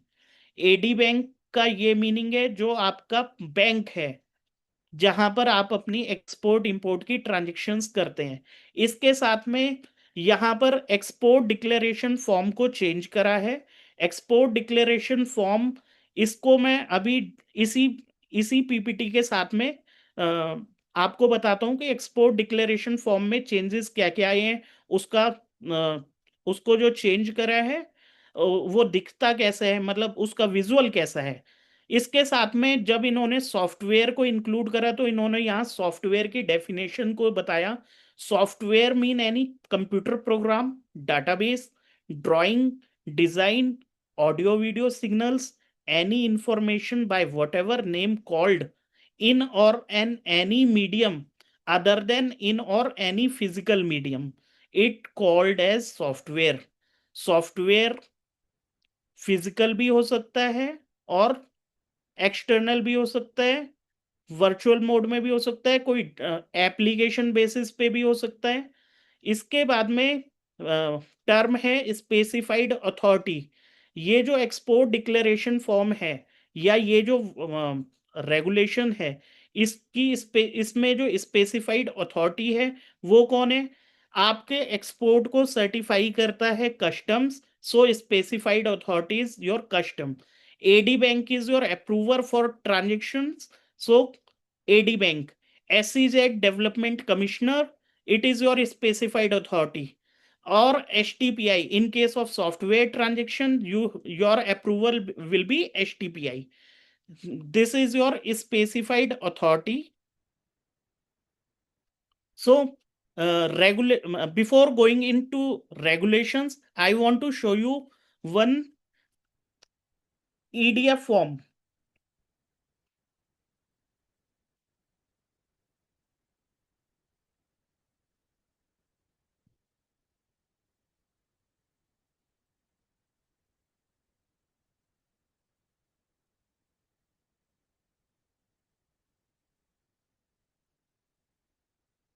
Screen is visible? Manoj, please confirm. Anyone can confirm. Yes, it is. Okay. This is your notification number FEMA 23R 2026-RB. This is given on January 13th, 2026. This is your export import regulations 2026. At the end of this PDF file, this regulations, you will find out EDF form. This is your EDF form, export declaration form. Primary first data is your general information. What is your export? It's goods or services. So what will be the mode, shipping bill, details? These are the, who is your IC, what is your IC code, what is your GSTN number, PAN number, who is your AD name, address, who is your exporter, consignee details,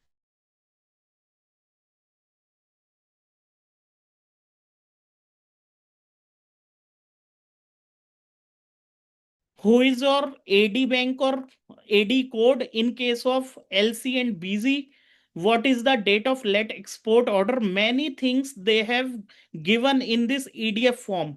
Now point is second A is details of export value of goods. If you have multiple invoices, so you will add these second A point with your multiple invoices over there. So how it is seen? What is your client name, address, what is invoice number, date, invoice currency, invoice amount, what is contract number and date. Currency column is given for FOB value, freight value, insurance, commission, discount, deduction, packing charges, what is your NRV value, what is your amount in INR. So what is the nature of payment in terms of contract? This is FOB, this is CIFS, CIF, C&F, CI, periodical, milestone, advance, others. You need to give your HSN or SAC basis code also there. So now second B, first one is for export value of goods. Second B is given for export value of services. In case of services, you need to, in case of multiple recipients, so you will add this data from drop down, and what is contained in services, what is the service recipient name and address, country, detail of invoices, NRV value, contract number, what is the description of services, SAC code, and your remarks. Now come to third point, applicable for export under FPO. FPO is foreign post office or courier. You have received, you have done export, you have received export under FPO or courier basis. So you need to given details over there in your EDF form. So who is your foreign post office, their name, number, date of parcel received, stamp and signature of AD, stamp and signature of AD. Now declaration given with the clause signature of exporter. Now specified authority. Who is your specified authority? Custom, SEZ, AD, HTPI. they will certify this EDF form, then your form will be complete over here.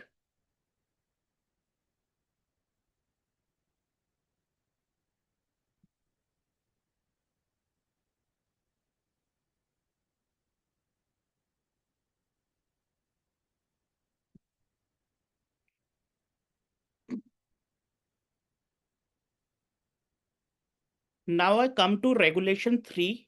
Regulation 3 is for what is your export, what you are declaring.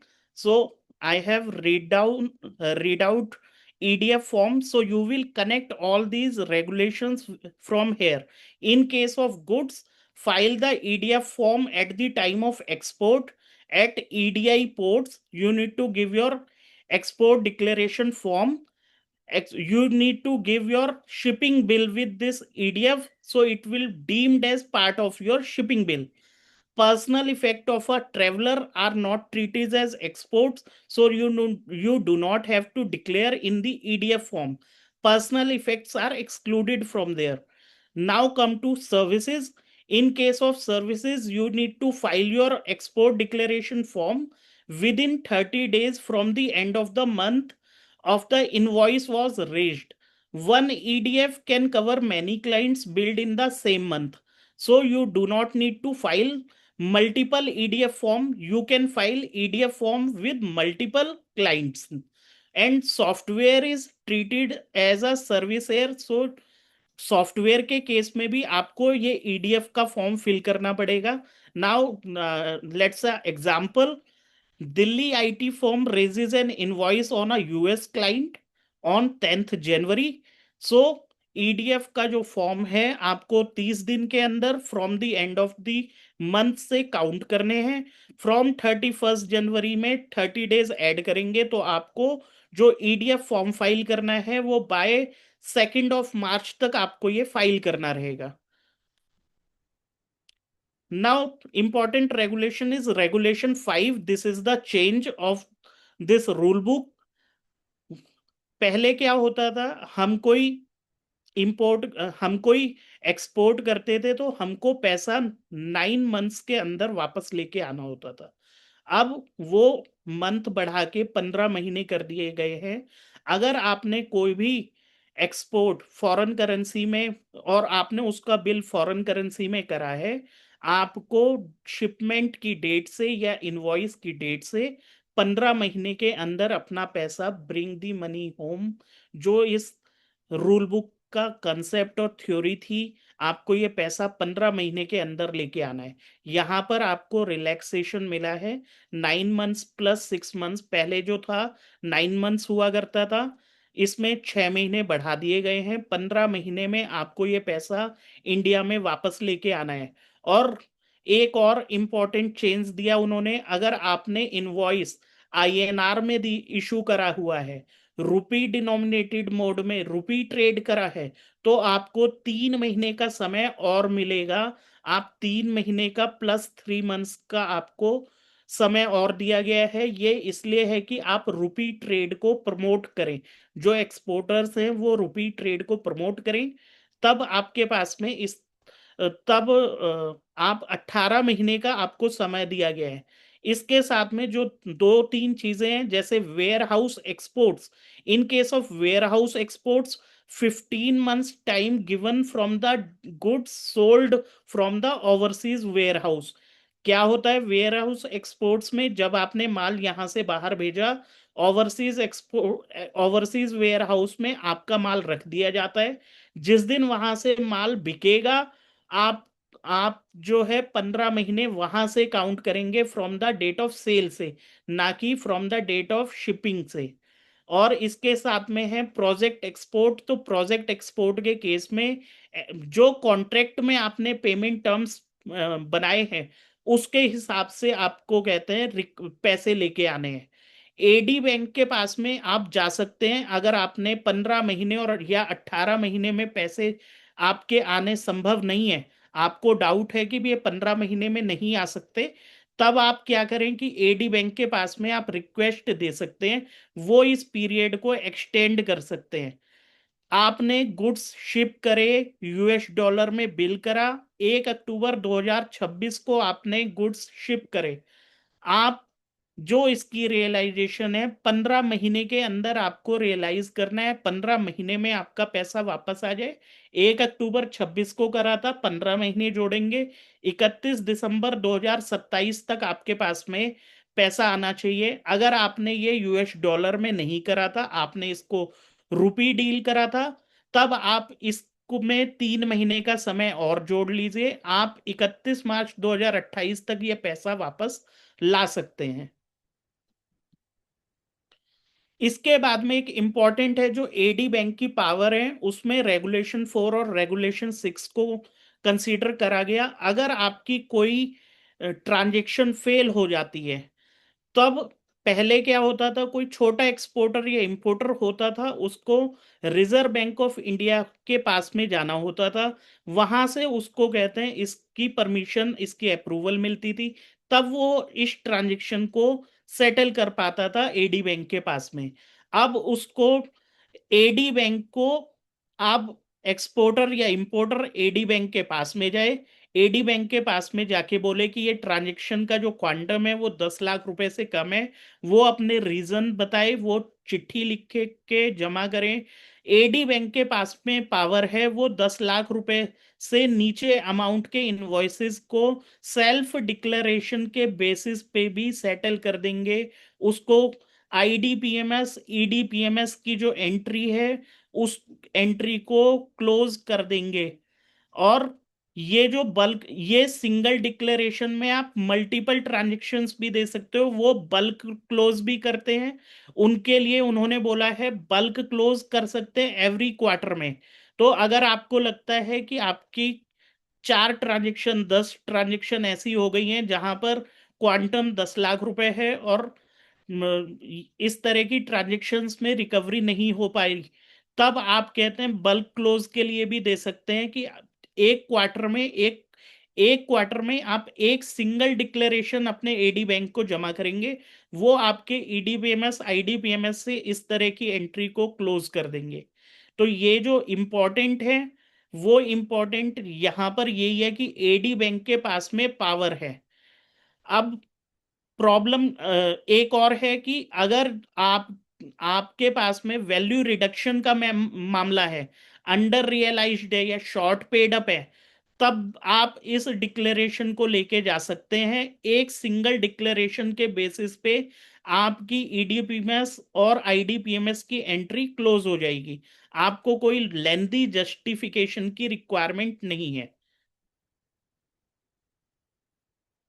Regulation 16 में मर्चेंटिंग trade made easy. पहले merchant transactions में, MTT transactions में काफ़ी problem होती थी, लोगों को ये क्लैरिटी नहीं मिल पाती थी कि मर्चेंट ट्रेड ट्रांजेक्शन्स को किस तरीके से करा जाए, उसकी सेटलमेंट कैसे है, काफ़ी रेगुलेशंस देखनी पड़ती थी। अब इन्होंने ये यूनिफाइड रूल बुक में रेगुलेशन 16 में दिया। इन्होंने इसमें ये लिखा है, अगर आपने गुड्स किसी फॉरेन कंट्री से खरीद के किसी दूसरी कंट्री में बेच दिए और वो गुड्स इंडिया में कभी फिजिकल एंटर नहीं हुए, तो केवल इंडिया का रोल मनी हैंडल करने का है। वो गुड्स बाहर के बाहर ही गए, तब ओवरसीज सेलर, ओवरसीज बायर की जो पेमेंट है वो केवल कहते हैं इंडिया से होगी। इसी एग्जाम्पल में है, ओवरसीज सेलर है जो चाइना में है, और एक ओवरसीज बायर है जो यूएई में है, और हम इंडिया में बैठे हमने कोई गुड्स परचेज करे, और वो हमने बायर जो हमारा है यूएई में बैठा है, हमने मर्चेंट ट्रेड ट्रांजेक्शन करी, गुड्स डायरेक्टली सेलर को बायर से मिल गए बाय पासिंग ऑफ इंडिया। तो इसके अंदर आपको क्या करना है, आपकी जो पेमेंट और रिसिप्ट की एंट्री है, ये दोनों जो लेग्स हैं, payment in payment out and receipt in, ये दोनों दोनों ट्रांजेक्शन 6 महीने के अंदर हो जानी चाहिए। आपको ये जो रेगुलेशन 16 है इसके अंदर 6 महीने का समय दिया गया। आप अपने ओवरसीज सेलर और ओवरसीज बायर की जो ट्रांजेक्शन है उसको 6 महीने के अंदर 6 महीने के अंदर कंप्लीट कर सकते हैं। आपको जो ओवरसीज सेलर को पैसे देने हैं और जो ओवरसीज बायर से पैसे लेने हैं, अगर इन केस इसमें कोई थर्ड पार्टी इन्वॉल्व हो जाती है, आप पैसे देते समय, सेलर के पैसे देते समय आपने कहते हैं किसी और को दिए पैसे, तो अब आप थर्ड पार्टी के केस में आपको अपने एडी बैंक को रीजंस बताने होंगे। एडी बैंक आपके रीजंस को जेन्युइनली ट्रीट करेंगी, तब इस ट्रांजेक्शन को सेटल किया जाएगा। 6 मंथ्स का जो टाइम है वो इस रेगुलेशन में दिया गया है। आप मर्चेंट ट्रेड के जो भी डॉक्यूमेंट्स आपके हैं वो आप अपने बैंक, अपने एडी बैंक को जमा करेंगे और ये बताएंगे कि ये जो ट्रेड है वो जेन्युइन है। अगर इसमें थर्ड पार्टी इन्वॉल्वमेंट है तो ये जेन्युइन है। इस बेस पे एडी बैंक के पास में पावर है, एडी बैंक इसको सेटल कर सकता है। 6 महीने का समय दिया गया है। इसी रेगुलेशंस के साथ में रेगुलेशन 10 to 13 है, जहां पर एडवांसेस इंपोर्ट और गोल्ड रूल के बारे में बताया गया। उन्होंने कहा अगर आपने एडवांस लिया है एक्सपोर्ट के लिए, एडवांस रिसीव्ड फॉर एक्सपोर्ट, या आपने एडवांस दिया है इंपोर्ट के लिए और वो ट्रांजेक्शन बाद में सेटल होती है, तो आपको सेम एडी बैंक से करना है। लेट सपोज आपने कोई एडवांस लिया था आईसीआईसीआई बैंक अकाउंट में, जो आपका करंट अकाउंट था आईसीआईसीआई बैंक के साथ में, 3 साल के बाद में आपने एक्सपोर्ट की ट्रांजेक्शन के बैलेंस पेमेंट, एक्सपोर्ट का बैलेंस पैसा आपके पास में आया, वो आपने अपने दूसरे बैंक अकाउंट एसबीआई में ले लिया, तो आपको ये एडी बैंक को आपको ये कंफर्म करना है कि ये जो एडवांस था और जो ये अब शिपमेंट हुई इसको इस तरीके से मैच किया जाए। अदरवाइज आपका जो ईडीपीएमएस पोर्टल है वहां पर आउटस्टैंडिंग एंट्री शो करेगी। ईडीपीएमएस एंट्री में आपको ये दिखता रहेगा कि यहाँ पर पेंडेंसी अभी भी है। इसके लिए प्रैक्टिकली एक बैंक से काम करना बहुत ही इंपॉर्टेंट है। आप अपना एक एडी बैंक रखें, उसी में ही एडवांस की ट्रांजेक्शन हो, उसी में ही बैलेंस की ट्रांजेक्शन हो, उसी में ही आपकी जो नॉर्मल एक्सपोर्ट इंपोर्ट की ट्रांजेक्शन हो या फिर आपकी एमटीटी ट्रांजेक्शन हो, आप उसको सिंगल वन एडी बैंक में करें। इसके बाद में गोल्ड और सिल्वर का एडवांस अब बैन कर दिया है। आप किसी भी तरीके से एडवांस रेमिटेंस नहीं कर सकते गोल्ड और सिल्वर के केस में। गोल्ड और सिल्वर के इंपोर्ट पर किसी भी तरह का एक्सेप्शंस नहीं लिया जाएगा। इन्होंने इसको कंप्लीटली बार्ड करा है। इंपोर्ट ऑफ गोल्ड और सिल्वर के केस में एडवांस रेमिटेंस नहीं हो सकती। अगर आपका इंपोर्ट कंप्लीट नहीं हुआ तो आपको रिपेट्रिएट करना है, और फ्यूचर के एडवांसेस, जब भी आप फ्यूचर में एडवांसेस देंगे तो आपको बैंक गारंटी या एसबीएलसी बैंक को देनी पड़ेगी। अगर ये एक इम्पॉर्टेंट एस्पेक्ट है कि इंपोर्ट अगर आपका फॉल करता है और एडवांस आपको वापस मंगाना पड़ता, आपको एडवांस वापस लाना होगा, आप इसको एक तो सेटल नहीं कर सकते, और आगे फ्यूचर में एडवांसेस जो आप करेंगे उसके लिए आपको बैंक गारंटी या एसबीएलसी की रिक्वायरमेंट आएगी। तो ये एक इम्पॉर्टेंट है कि इंपोर्ट के केस में आपको ये ध्यान रखना है, अगर कोई भी एडवांस आपके पास में, आप इंपोर्ट के केस में आपके पास में कोई आपने एडवांस दिया हुआ था और वो ट्रांजेक्शन रियलाइज नहीं होती, आपको वो पैसा वापस लेके आना पड़ेगा। अदरवाइज जो फ्यूचर एडवांसेस हैं उन पर इन ट्रांजेक्शन्स का इम्पैक्ट आएगा। इसके साथ में एक इंटरेस्ट इंटरेस्ट का पोर्शन है, उसकी कैपिंग कर दी गई है। इंटरेस्ट ऑन एक्सपोर्ट एडवांसेस और डिलेड इंपोर्ट पेमेंट है, उसमें जो है इंटरेस्ट की कैपिंग कर दी है, वो सारा अमाउंट ट्रेड क्रेडिट की कॉस्ट से ऊपर नहीं जाएगा। Now come to old 2015 versus new 2016। what is the big shift towards the old regulations versus new regulations? जैसे पीछे regulations कवर अप करी, जो regulations के हिसाब से हमने भी काफी चीजें समझ में आई कि स्कोप चेंज हो गया है, स्कोप बढ़ गया है। पहले 2015 रेगुलेशंस केवल एक्सपोर्ट के बारे में बात करती थी। 2026 की जो रेगुलेशंस है वो exports plus imports plus MTT तीनों को कवर अप करती हैं। पहले ये regulations rules multiple of circulars थे। आज न्यू 2026 जो रूल बुक बनी, ये कंसोलिडेटेड रूल बुक है। अप्रूवल पहले रिजर्व बैंक ऑफ इंडिया की अप्रूवल लेनी पड़ती थी। बहुत ही मिनिस्क्यूल पावर्स थी एडी बैंक के पास में, लेकिन अब एडी बैंक को पावर दे दी गई है कि वो केस टू केस बेसिस पे मैटर डिसाइड कर सकता है। पहले जो एक्सपोर्ट रियलाइजेशन का पीरियड था वो 9 मंथ्स हुआ करता था, उसे बढ़ा के यहाँ 15 महीने कर दिया गया। और अगर आप आईएनआर रुपी डील करते हो, इस ट्रांजेक्शन उन ट्रांजेक्शन्स के केस में रियलाइजेशन आपका 18 महीने कर दिया गया। स्मॉल ट्रेड के केस में जहां पर पहले रिजर्व बैंक ऑफ इंडिया के पास में जाए बगैर चीजें सेटल नहीं होती थी, ईडीपीएमएस आईडीपीएमएस सेटल नहीं होते थे, आज एक सेल्फ डिक्लेरेशन के बेस पे 10 लाख रुपए के अंदर अंदर की ट्रांजेक्शन आपकी एडी बैंक के पास में पावर है, वो सेटल कर देंगे।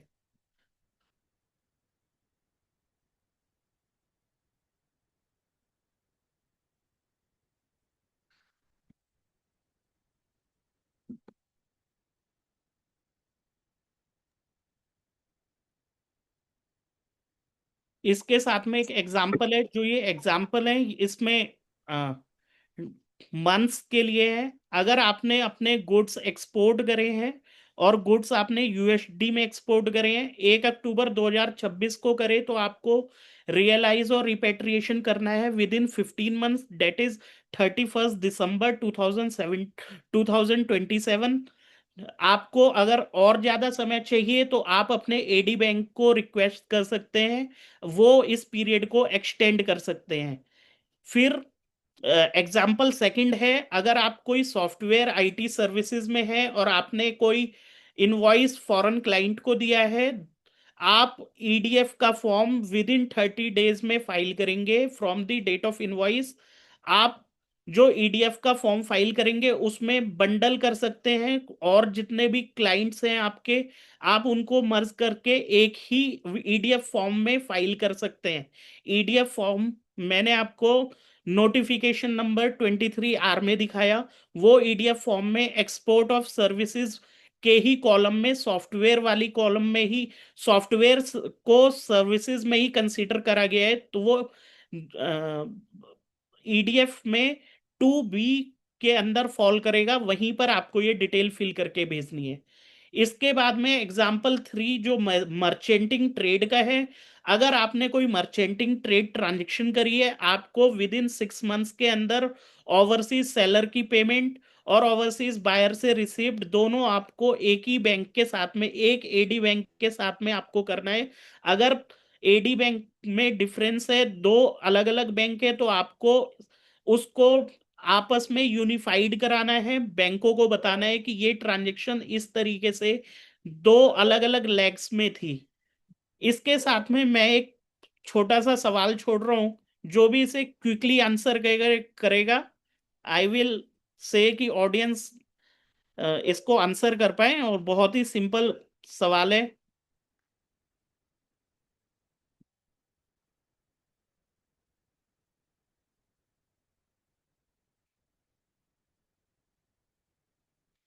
Anyone want to answer this?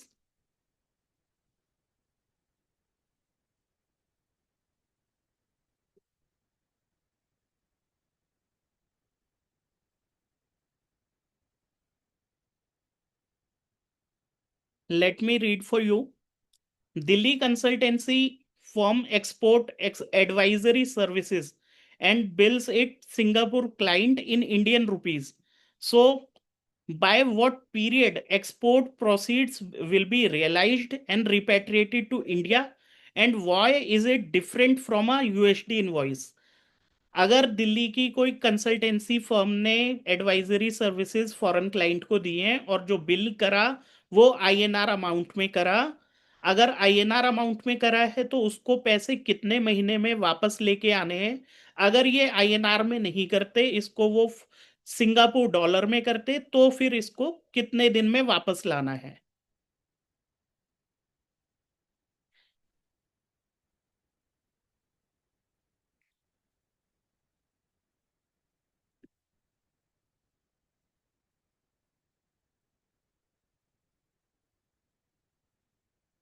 Manoj ji, all done from my side, sir please. Answers भी दिए हैं कुछ, वो थोड़ा सा इनका आपने कर दिया मेरे ख्याल क्लियरिफाई। तो एक सर क्वेश्चन था, यस सर।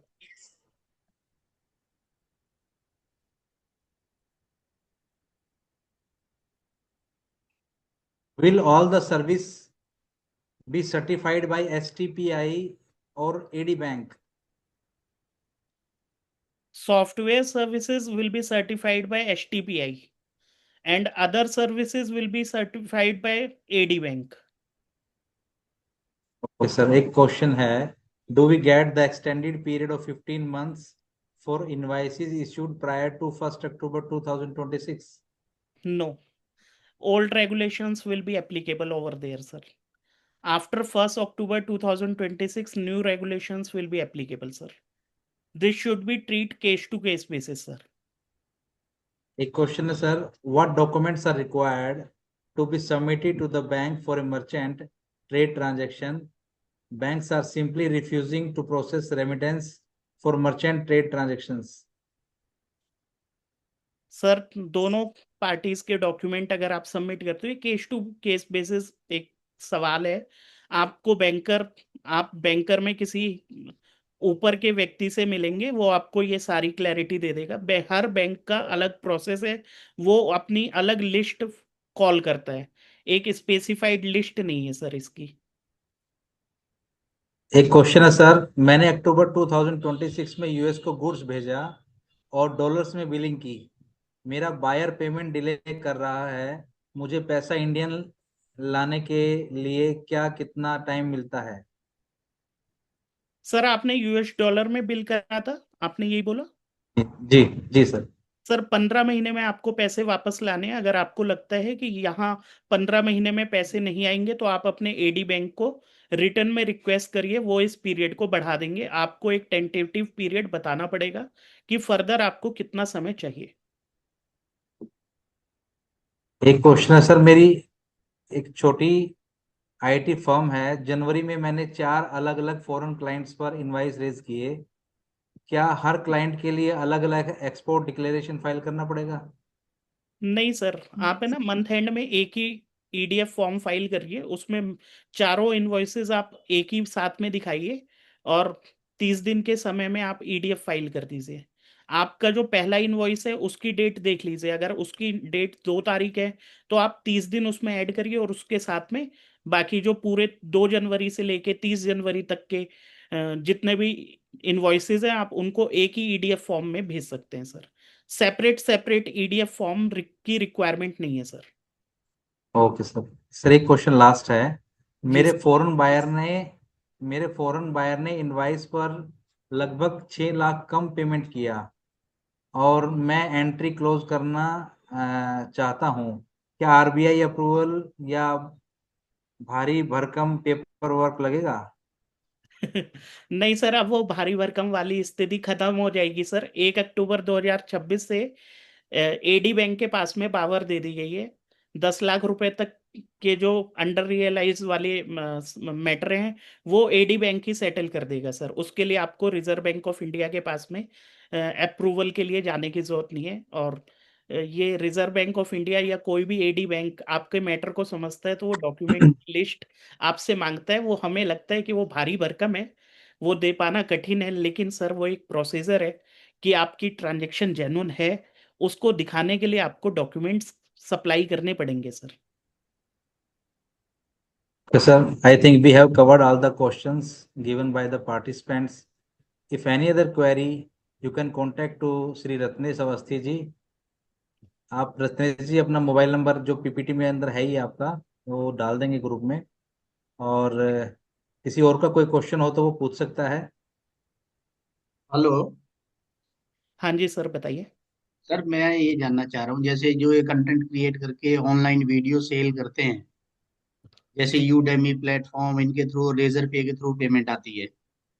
जी सर। अब ये इनवॉइसेस होते हैं 400 500 रुपए 800 रुपए, ऐसे इतने छोटे छोटे होते हैं।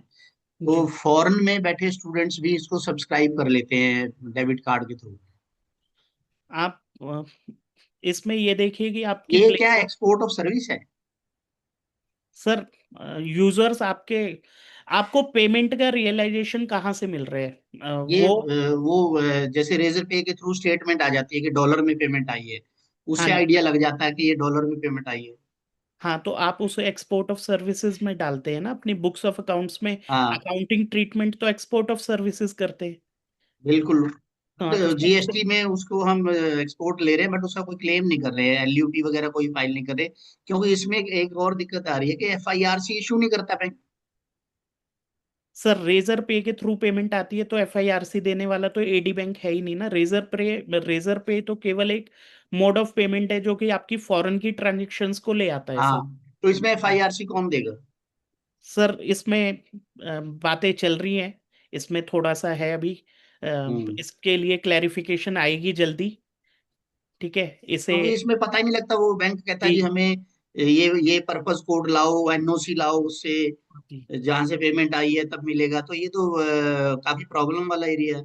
जी सर, इसके लिए आप एडी बैंक में और रिजर्व बैंक ऑफ इंडिया में चिट्ठी लिख सकते हैं, इसकी क्लैरिफिकेशन वो दें इसके ऊपर। नहीं, बाकी इस हम चीज पे चिट्ठी काम चल इसलिए रहा नहीं लिख रहे कि हम कहीं बेनिफिट तो ले नहीं रहे हैं, पेमेंट हमारी आ गई है, कि कभी क्वेश्चन होगा तो तब टैकल है। करेंगे। नहीं नहीं सर, आप है ना, आप केस टू केस बेसिस ना लिखिए, आप लिखिए कि आप एज अ जनरल ये बातें पूछ रहे हैं। अच्छा, जनरल पूछ रहे हैं। जी सर। अच्छा अच्छा अच्छा, है ये export of service he? Sir इसका सिंपल आंसर नहीं है सर, अच्छा अच्छा। ये दूसरा ये जो कॉम्प्लेक्सिटी भी है। आपने बताया ईपीडीएम सॉफ्टवेयर में, उसमें ये हाँ ऑनलाइन सबमिशन करना पड़ेगा? नहीं सर, ईडीपीएमएस आईडीपीएमएस क्या है सर? जो आपका एडी बैंक है वो ईडीपीएमएस और आईडीपीएमएस की रिपोर्ट मेंटेन करता है सर। ये आप तो उनको हमें हार्ड कॉपी देनी है या सॉफ्ट कॉपी देनी सर ये डाटा वो लोग मेंटेन करते हैं।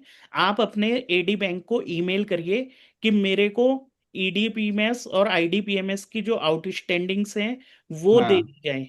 आज बहुत सारी जो बैंक हैं वो आप रजिस्टर्ड ईमेल आईडी पे हर महीने या क्वार्टरली में ईडीपीएमएस और आईडीपीएमएस की आउटस्टैंडिंग एंट्रीज भेजते रहते हैं। वो आईडीपीएमएस और ईडीपीएमएस की एंट्रीज की आउटस्टैंडिंग भेजते हैं और कहते हैं आप इसे सेटल कर लीजिए।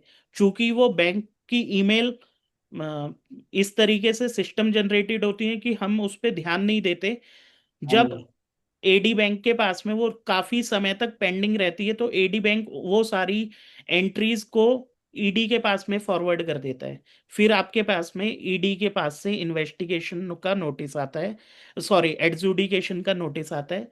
तब आप वहां पर उसको सीरियस लेते हो, इसलिए ईडीपीएमएस बताया आपने, और दूसरा क्या बताया? आईडीपीएमएस एक्सपोर्ट और हाँ। एंड इंपोर्ट, ईडीपीएमएस एंड हाँ जी। आईडीपीएमएस। आपका कोई भी क्लाइंट एक्सपोर्ट और इंपोर्ट का काम करता है तो आप उससे ये काम जरूर लीजिए कि मैं आपके ईडीपीएमएस और आईडीपीएमएस की आउटस्टैंडिंग्स को रिजॉल्व कराऊंगा। बहुत नहीं तो बार बैंक ऐसा। बैंक में तो कोई आउटस्टैंडिंग दिखती नहीं है हमारी, क्योंकि हमारा तो एडवांस आता है पैसा वो ऑनलाइन। हाँ सर, अगर एडवांस आता है और आप जब आपके पास में पैसा एडवांस आया और आपने एक्सपोर्ट कर दिया हाँ। तो उन ट्रांजेक्शन्स को नॉक ऑफ भी कराना होता है सर। अच्छा, हाँ, तो ये अगर बताता तो है नहीं बैंक कुछ भी एडी सर इसका? बैंक बताता है, हमें पूछना चाहिए। और आप कल ही अपने क्लाइंट के लिए उसकी रजिस्टर्ड ईमेल से ईमेल करवाइए, आपके पास में ईडीपीएमएस और आईडीपीएमएस का डाटा आ जाएगा सर। और उसमें आपको पता चलेगा कि पुराने 3-3 साल के, 1-1 साल के मैटर आज भी आउटस्टैंडिंग खड़े हैं, या फिर कई एंट्रीज हैं जहां पर नॉक ऑफ नहीं करी गई। आपने एक्सपोर्ट भी कर दिया, वो डाटा हाँ। उन्होंने चढ़ाया नहीं, आपने शिपिंग बिल भी जमा करे, आपने डॉक्यूमेंट भी जमा करे नहीं बैंक। नहीं, ये तो सर्विसेज वाला, इसमें शिपिंग बिल वगैरह तो बनता नहीं कुछ भी। कोई बात नहीं सर, हाँ। सर्विसेज वाले केस में भी आप कहते हैं पेमेंट वगैरह तो भेजते ही है ना, पेमेंट और सर्विसेज में इनवॉइसेस तो जनरेट करते ही है ना सर।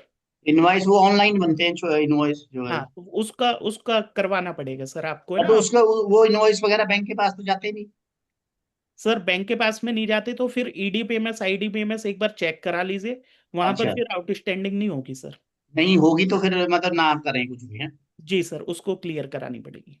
अच्छा, उसको क्लियर कर दो। एफआईआरसी इशू कराने का इसका कोई और तरीका नहीं है? सर बैंक के ही पास में इसका प्रोसीजर है, एफआईआरसी बैंक इशू करता है सर। ठीक है सर, थैंक यू। जी, thank you. Hello. Ratnesh ji, हाँ जी सर, नमस्कार सर। नमस्कार जी। मेरे को थोड़ा प्री शिपमेंट क्रेडिट और पोस्ट शिपमेंट क्रेडिट के रेट ऑफ इंटरेस्ट का थोड़ा बहुत आइडिया देंगे, और कोई चेंजेस आए हैं इसमें? सर आप मुझे अपना मोबाइल नंबर बता दीजिए, मैं आपको रिवर्ट कर दूंगा सर। ये आज के टॉपिक में कवर अप नहीं है, मैं इसे बता दूंगा सर। ठीक है सर। जी। और भी किसी का कोई आपका क्वेश्चन है तो आप रत्नेश जी से बात कर सकते हैं। रत्नेश जी अपना नंबर बता देंगे अभी। एक बार रत्नेश जी नंबर मैंने बता चैट दीजिए। बॉक्स में अपना नंबर शेयर कर दिया है सर। और बाकी अभी मेरी जो पीपीटी है वो थोड़ी देर में सत्यम राज चावला जी के ऑफिस से आपके पास में आ जाएंगी। आप वहां से मेरा नंबर लेके आप मुझसे बात कर सकते हैं सर। हेलो। हाँ जी मैम, नमस्कार मैम। नमस्कार सर, एक क्वेश्चन था मेरा कि हमारे को एक क्लाइंट है, उनसे हमने उनको शेयर इशू करे हैं। उनका एनआरओ अकाउंट से पैसा आया है, तो उस केस में एफसीजीपीआर फाइल होगा क्या, एप्लीकेबल है?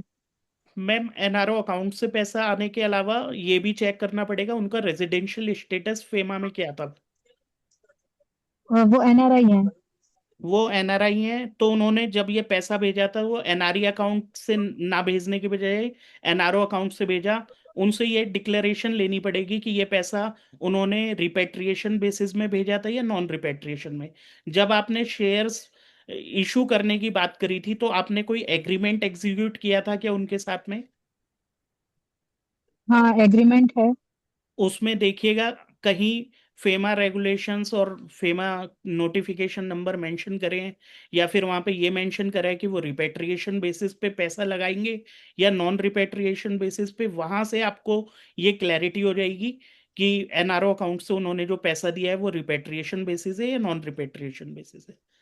दोनों में अंतर है। एग्रीमेंट में तो चेक कर लिया, उसमें तो ऐसा कुछ मेंशन नहीं है। तो किसी तरह की कोई डिक्लेरेशन मांगिएगा फिर, क्योंकि ये तो शेयर होल्डर ही बताएगा कि उसने ये पैसा इंडिया में रहते हुए अर्न करा था या बाहर से भेजा है। अगर उन्होंने ये पैसा बाहर से भेजा हुआ है तो नॉन रिपेट्रिएशन बेसिस पे है, अलाउड है, कोई दिक्कत नहीं। वो एफडीआई है। हाँ, तो फिर एफसीजीपीआर एप्लीकेबल नहीं होगा? मैम होगा ना सर, मैम एफसीजीपीआर तो होगा। अच्छा, अगर मतलब ये डिपेंड करता है नेचर ऑफ मनी पे, अगर हाँ उनका नॉन बाहर की कमाई भी इनकम है, उससे उन्होंने डिसबर्स एनआरई। किया है। हाँ मैम, क्योंकि NRE account, FC NRB account, इनके थ्रू पेमेंट आना होता है। ठीक है। हम्म। और इसकी डिक्लेरेशन पहले ली जाती है मैम। अच्छा, हाँ। तो अगर डिक्लेरेशन अभी नहीं लिया तो पहले डिक्लेरेशन ले लें उनसे। हाँ जी, वो ठीक है। चेक करा लीजिए, चेक करा लीजिए मैम। अच्छा, ठीक है, thank you. Okay ma'am. Hello हाँ जी सर, नमस्कार जी। सर, एक छोटा सा क्वेश्चन और है ये कि जैसे किसी ने एफडीआई लगाई रिपेट्रिएशन बेसिस पे, एलएलपी में, एलएलपी में रिपेट्रिएशन बेसिस पे। बेसिस पे शेयर खरीद लिया, अपना कैपिटल कंट्रीब्यूशन ले दिया, तो उसकी एफएलए भी फाइल कर दी और वो एलएलपी वन भी कर दिया फाइल। अब क्या उसको कन्वर्ट कर सकते हैं नॉन रिपेट्रिएबल बेसिस पे, जिससे आगे उसको शेयर डिसॉल्व कर दे एलएलपी को? सर ये जो शेड्यूल आप बात कर रहे हैं, शेड्यूल 4 की, जो चीज अलाउड नहीं थी बाद में कन्वर्ट नहीं होती, आप इस ट्रांजेक्शन को वाउंड डाउन ही कराएंगे सर। ये ट्रांजेक्शन वाइंड अप होगी, उससे पहले आप कन्वर्जन नहीं कर सकते सर। अच्छा, नहीं कर सकते? वो लिख के दे दे कि मैं रिपेट्रिएशन नहीं करूंगा इसका, जी। तब भी वाइंड अप पॉसिबल नहीं? करानी पड़ेगी ये ट्रांजेक्शन आपको। आप इसे कन्वर्ट नहीं कर सकते सर। अच्छा, वाइंड अप कैसे कि उससे वाइंड अप ऐसे कि यहाँ से वो शेयर्स का पैसा उसकी 1 मिलियन यूएस डॉलर की लिमिट में वापस जाए उसके पास में, टैक्सेस चार्ज होने के बाद में। फिर हाँ कहते हैं वो वापस से इन्वेस्टमेंट लेके आए। मीनिंग क्या है कि वो डिसइन्वेस्टमेंट कर दें इस वाली ट्रांजेक्शन को। फिर हाँ, वो नए सिरे से एनआरई अकाउंट से नॉन रिपेट्रिएशन बेसिस पे पैसा लेके आए। ऐसा देगी। ठीक है, ठीक, थैंक वाइंड अप करनी पड़ेगी ये ट्रांजेक्शन, सेम ट्रांजेक्शन पे नहीं। यू। वाइंड अप में पूरा प्रोसीजर होगा, वो सर्टिफिकेट जी वगैरह जो भी करता है? जी जी जी। ठीक है, ठीक है। Okay, thank you very much to all of you. And thank you very much Ratnesh sir, आपने इतना अच्छा टॉपिक पे डिस्कशन किया और काफ़ी आंसर्स दिए क्वेश्चंस के। Thank you to all. Thank you so much, sir.